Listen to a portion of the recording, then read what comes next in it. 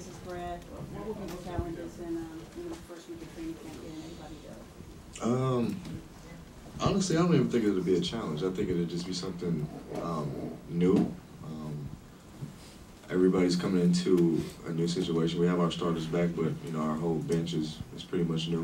We have a new system, a new coach, so it's gonna be new for everybody. So it's not going to be a situation where it's just going to be a few guys who are behind. It's going to be a new process for everybody, and we've been playing these last couple weeks of working out and playing pickup together.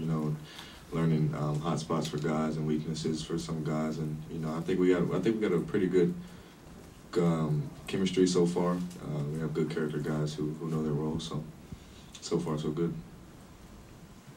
Brad, going into the off season healthy as opposed to having a rehab, what were you able to do this summer to expand your game as opposed to milking an injury and having to be careful with that, to just be able to work on your game going into an off season healthy? No, it feels good, to be able to dedicate your time and your focus strictly on just getting better and maintaining your body, versus sitting around not doing anything and hoping that you can do something eventually.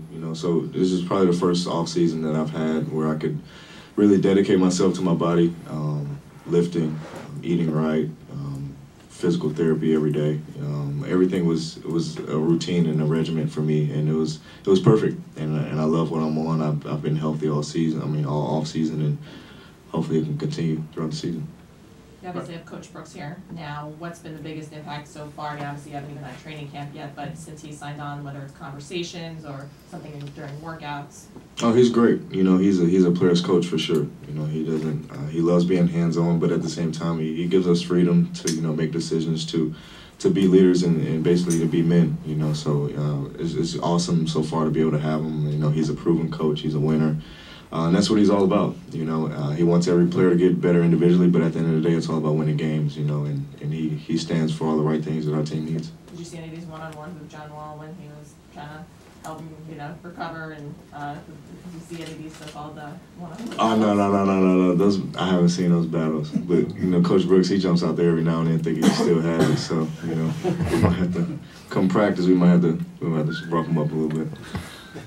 Bradley, did you have any advice for John? You said you're healthy this off season, but with John, how do you go through rehab? He's dealt with injuries before, so he's always a positive believer in coming back stronger. He always has a chip on his shoulder, no matter if he's healthy or not. So this is going to be an even bigger mindset for him, an even bigger focus for him. But he'll be fine. I think he might even be a little bit ahead of the schedule on his workouts, and he looks good from what I see. So he's good. He's just going to continue to get better, continue to stay healthy, and we're going to need him. Brad, how would you describe your relationship with John? It's great. How do you guys think it is? Did you get a chance to address it as opposed to have other people address it? It's great. I think what people get misconstrued is that we're both competitors, and I didn't take what he said as a backlash or a sign of him taking a shot at me.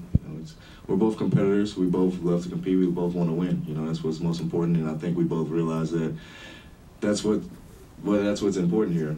Us winning games, us being leaders of the team, and us growing as a backcourt together. I'm going to be here for another 5 years. He's going to be here for hopefully the rest of his career as well. So, we have a great system, a great team. Our chemistry is great. Me and John are fine, and we're going to be in the rankings of the best backcourt again.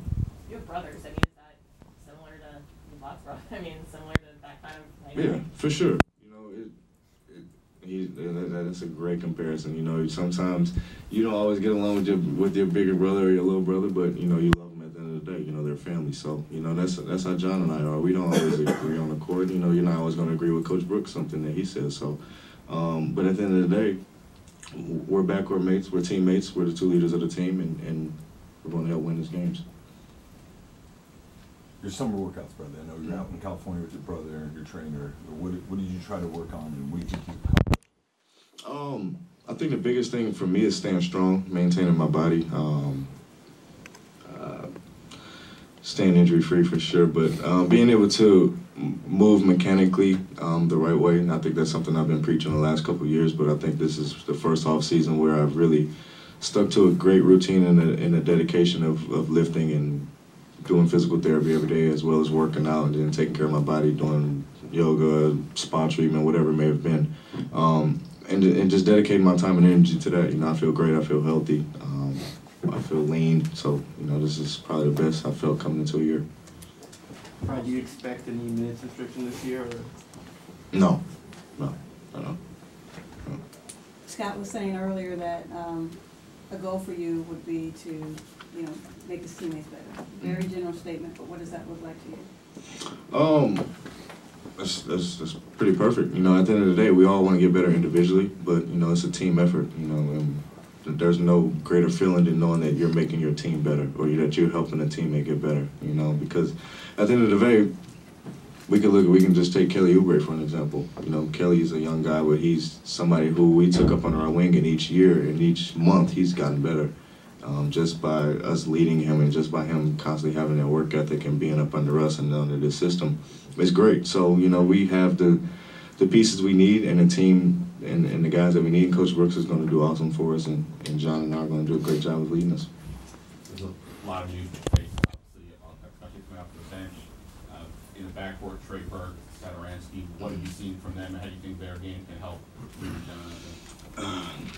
Man, I wish you guys could see our pickup games, because it's like a real live NBA game the way we play down there. But it's great, you know, the competitiveness that they have. You know, they both, you know, Trey's a feisty guard who can score the ball, shoot the ball, and Thomas is a 6'7" point guard, you know, and who can handle the ball, good defender, who's a freak athlete. So, you know, everybody, I think what's so great is that we have depth, but we have different guys who do different things, and I think that'll keep every team off balance too.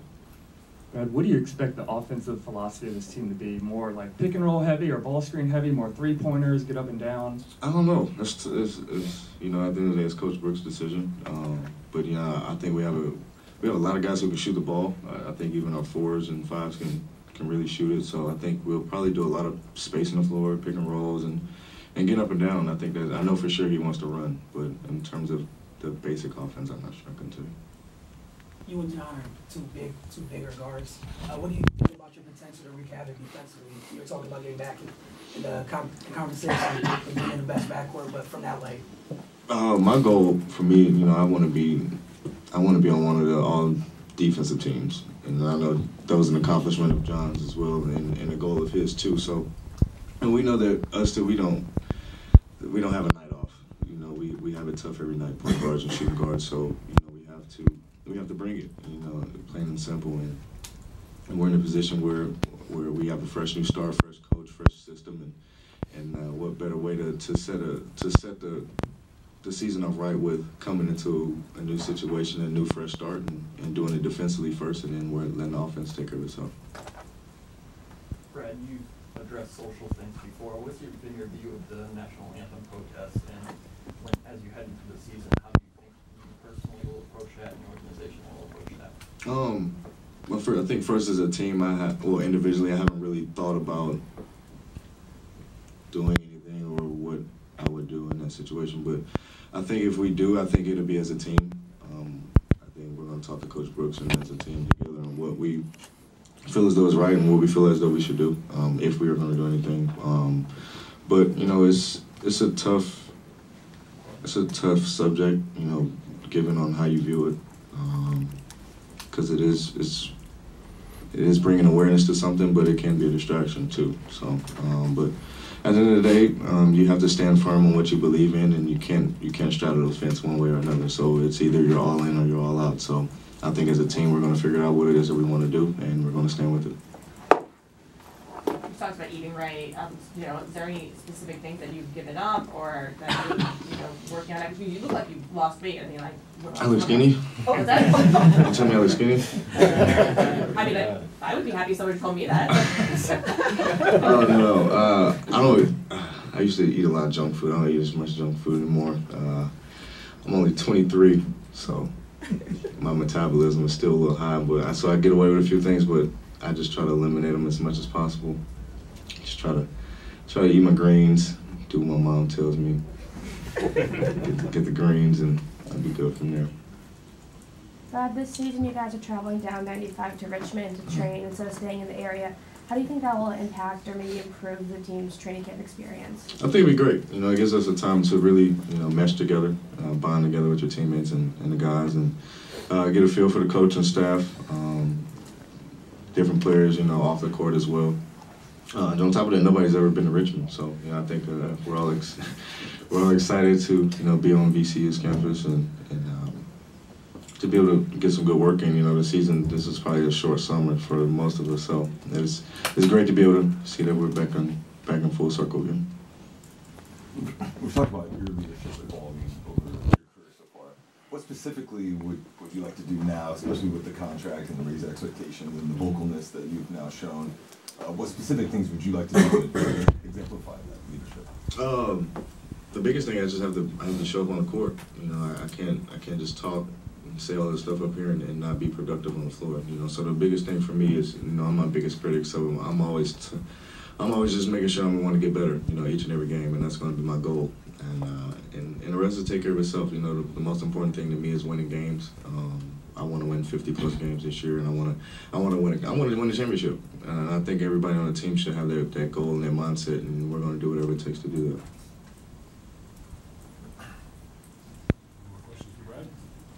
Brad, what do you think you need to get to, excuse me, an all-star level? Is it just health for you and staying on the court, or is there something specific that you need to do? It'd be great if I could stay healthy, for sure. But it's a little bit of everything. I think the biggest thing really, is winning games. You can't be an all-star if you don't win games, and you can't have success if you don't win games. You can't get recognized if you don't win games. So at the end of the day, your individual success only comes with how good your team is doing. So I think my main goal is my individual accolades aren't crazy important. If they happen, they happen. If they don't, they don't. My biggest thing is just winning games and helping this team get better and helping do whatever it takes to lead this team to victory.